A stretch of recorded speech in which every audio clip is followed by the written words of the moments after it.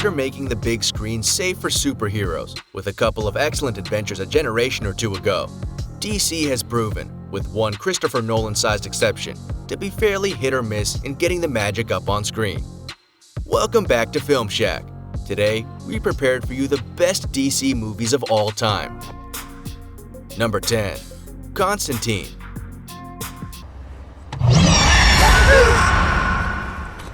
My parents were normal. They did what most parents would do. Constantine is all about the visuals and the attitude. Both are cool and striking, reflecting its comic book origins and music video sensibilities. Take a 1930s movie detective, a guy who shoots straight and talks tough. You know, the kind of guy who may have a soft spot for a dame in a jam, but that doesn't necessarily mean he believes what she tells him. The kind who always seems to be walking down a rain-soaked street on a moonless night, smoking a cigarette. Put him in today's Los Angeles, so he has lung cancer from all that smoking and a bit of a punkish edge. And this detective has been to hell and back. Literally. Highlights include a battle with a rock star-like demon, played by real-life rock star Gavin Rossdale, in a sleek corporate boardroom, a sort of elevator to hell through immersion in water, and swarming CGI creatures and insects. The film plays with some fundamental philosophical and theological puzzles, but the concepts and the language are all sizzle, no steak. That's more that can be said for the relationship between Reeves and Weitz. He achieves a nicely cool vibe, somewhere between zen and exhaustion, but that never connects with Weitz's earnestness and sense of loss. Number 9. The Dark Knight Rises. If this man is everything that you say he is, then the city needs me. The city needs Bruce Wayne. Conversely, it may be blasphemous to say that this film was probably overrated, particularly following such a gargantuan success, and Heath Ledger's legendary performance. The predecessor only evolved and improved Christopher Nolan's series, cementing itself as the definitive superhero film. Thematically, the trilogy closes as it should, and conceptually, even the plot feels like a natural progression, testing an aged Batman against a young and powerful terrorist. Bruce's past catches up with him, but he ultimately finds peace while his legacy carries on. Yet the journey there is surprisingly muddled, winding, and overlong, stymied by its own monumental ambition. Bale's always thoughtfully nuanced portrayal is complemented by the addition of two breakout performances: Gordon-Levitt, whose character is an ordinary cop with an extraordinary bravery that's pivotal to the story, and Hathaway, who Selina Kyle steals the show with her whip-smart humor and crackling chemistry with Batman. The banter between Bale and Hathaway, who seems to be having a ball in full vixen mode, provides much-needed relief from the story's otherwise overpoweringly grim nature. Visually stunning, incredibly acted, and unyieldingly intense, The Dark Knight Rises is one of the rare movies for which the huge budget, supersized runtime, almost 3 hours, and undying adore of fans are well-deserved. Number 8. WATCHMEN. I said, leave me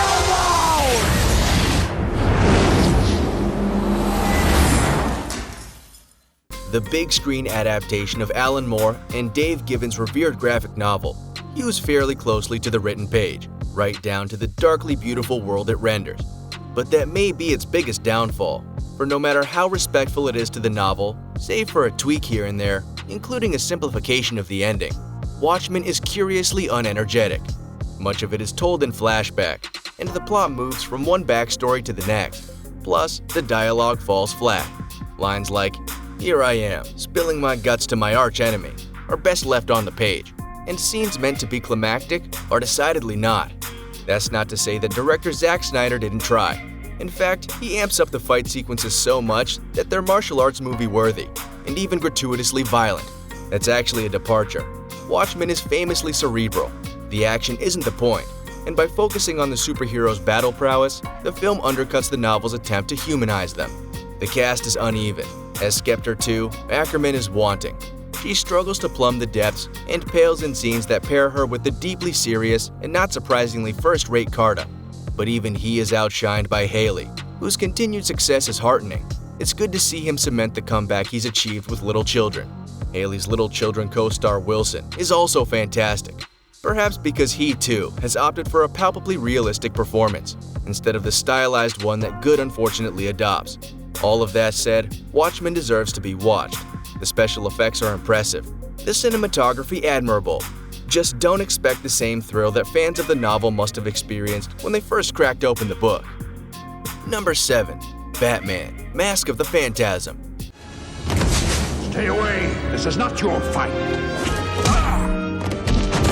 This madness ends now. It's easy to deduce the identity of the mysterious Phantasm. Batman doesn't earn points here as a great detective. The real surprise is how the characters draw you into the storyline. Watching Bruce Wayne brooding over thwarted romance and the choices he made is genuinely moving.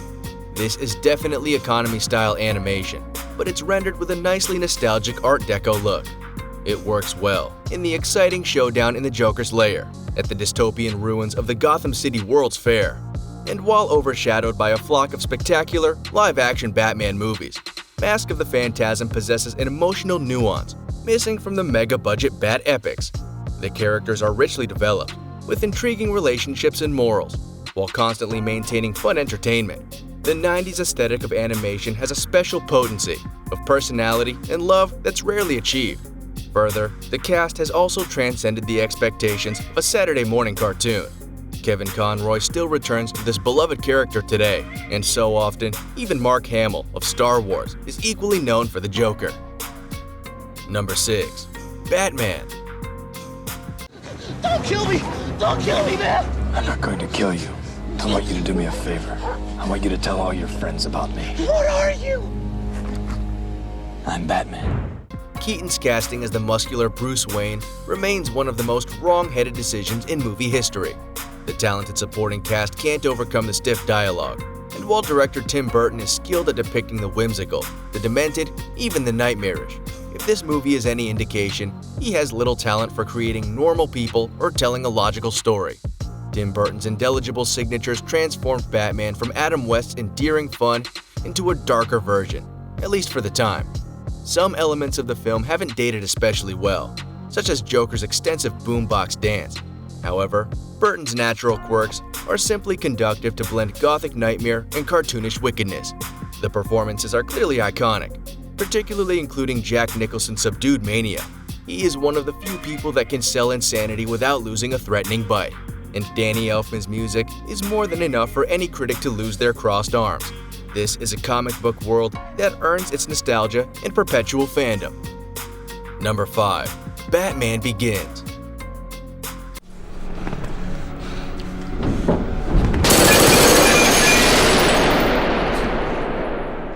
Where are you? Here.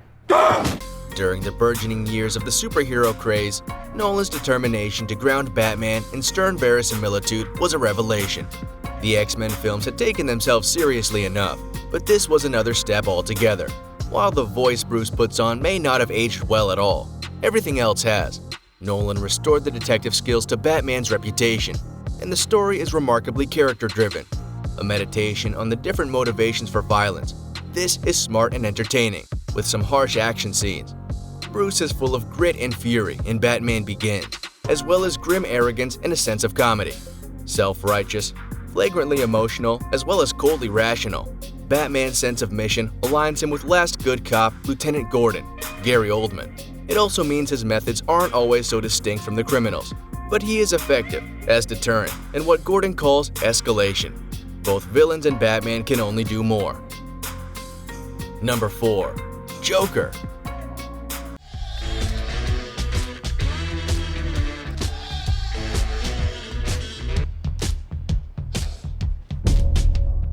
Led by Phoenix's ferocious, feral performance, this especially dark, gritty comic book movie is a character drama that's drawn more toward real-world troubles than to capes and crusading.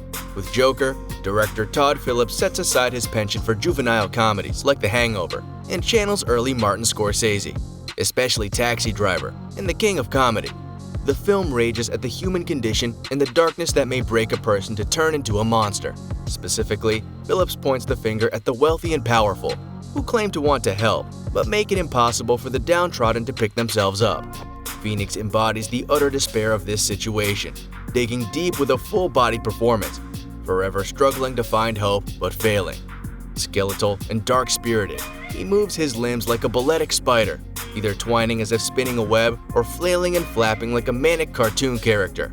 But Batman's famous nemesis isn't just villainous any longer. He's a heartbreaking mistake that could have been prevented. It's no coincidence that the Joker is set during a garbage strike, given that humans are thrown to the curb just as easily as black plastic bags. In this very bleak movie, the bright colors of the Joker's clown makeup offer a violent, horrifying escape. Number 3. Superman, the movie.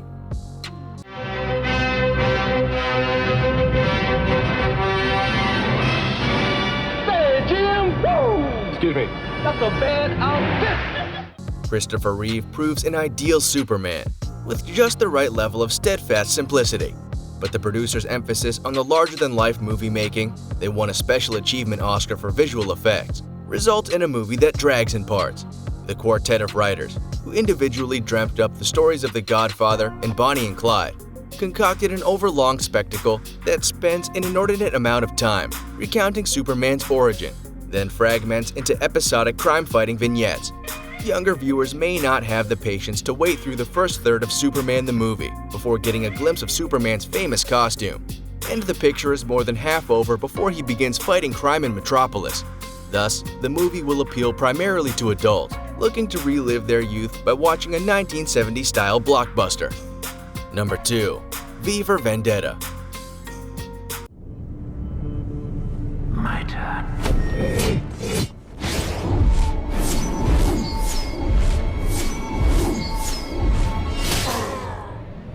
This film single-handedly popularized the Guy Fawkes mask, translating the politics of the source material where needed. The story's exploration of fascism and anarchy are innately timeless. The ideas are profound, without preaching, and perhaps the greatest change is transforming V himself into a distinct hero. The consequences of a fascist government invite conversations about freedom, including the roles of religion, media, and even sexual orientation. And yet, for all the rumination, viewers slowly learn to love the personable V. His tortured past, humanity, and righteous motives ask audiences to forgive his questionable methods. The film wields powerful symbolism and large-scale themes, driven by exhilarating action sequences. It transcends the expectations of any comic book and should invite everyone to read the invaluable source material. Number 1. The Dark Knight. Jumping out of an airplane is pretty straightforward. And what about getting back into the plane I'd recommend a good travel agent. without it landing? Big, bold, and bruising. This is a prime example of how a high-budget, high-profile comic book sequel can still be an actual movie. Well-made, exciting, invested, and engaging. Yes, it's going to sell tickets and toys, but credit has to go to director/co-writer Christopher Nolan for making a strong, rich film that gives audiences plenty to talk about and mull over, even after the initial adrenaline rush wears off. Like the other filmmakers who have tackled Batman in the modern age, Tim Burton and Joel Schumacher, Nolan has an obvious enthusiasm for the character. Unlike Burton and Schumacher, Nolan also has an obvious respect for the character's history, grounding the costumes in action with real character development and focused storytelling. Heath Ledger's genius Joker performance lent the film a beautiful escalation in wit. His mysterious nature, dark comedy, and unpredictable wrath are all equally gripping. He drives the film's plot and themes alike, challenging Bruce and the city to face their darkest limits. Bruce's personal life suffers, and he ultimately resorts to illegal surveillance. The film is Christopher Nolan's ultimate indulgence, which results in a wider examination of society, fate, vigilante morality, and human weaknesses. Whatever flaws hindsight has produced, there's no denying Nolan's unapologetic ambition, brilliant artistry, and fascinating characterization. We would like to invite you to share your opinion with us. Do you agree with our list? Don't forget to subscribe to our channel and turn on the notifications bell. Thank you for watching, and we will see you in the next video. Bye!